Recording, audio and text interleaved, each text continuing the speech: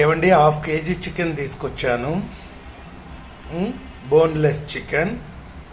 చక్కగా దాన్ని నీళ్లు పొట్టేంత వరకు వేయించి బాగా వేయించడం వల్ల ఏమవుతుందంటే నీళ్ళంతా బాగా వెళ్ళిపోతుంది.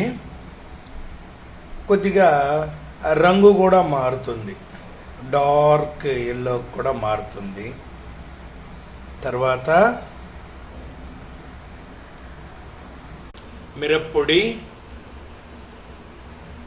అండ్ పసుపు పొడి, మిరియాల పొడి, కొద్దిగా లవంగం పొడి, ఇవన్నీ తగిన మోతాదులో తీసుకున్నాను, ఎంత అవసరమో. దాంతోపాటు ఉప్పు కూడా చేర్చుకున్నా, ఉప్పు. So it is very important that ఇవన్నీ రెడీ చేసి పెట్టుకోవాలా. తర్వాత ఈ చికెన్ వచ్చేసి మామూలుగా నీళ్ళంతా అయిన తర్వాత ఒక 1/4 లీటర్ 250 ml ఆయిల్ తీసుకున్నాను.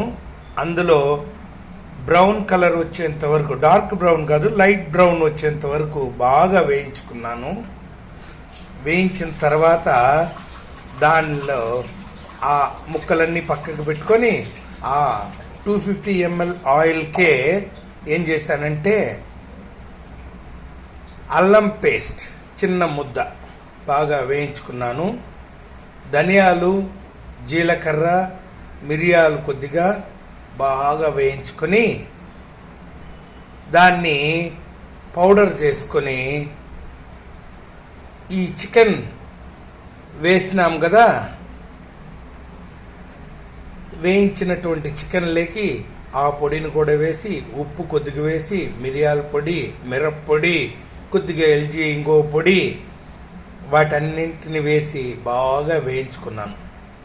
వేయించుకున్న తర్వాత ఏమవుతుందంటే కొద్దిగా రంగు మారుతుంది, డార్క్ బ్రౌన్కి వెళ్తుంది, బ్లాక్గా రాకూడదండి.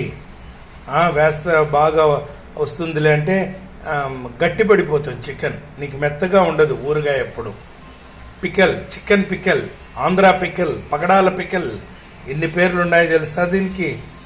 చాలా అద్భుతం అండి. 2 స్పూన్లు మీరు తినండి చాలు. 2 స్పూన్లు మాత్రం మీరు తిన్నారంటే మహా అద్భుతంగా ఉంటుందండి. దీన్నే మనం ఏమంటాము, చికెన్ పగడాల చికెన్ పిక్కల్. మా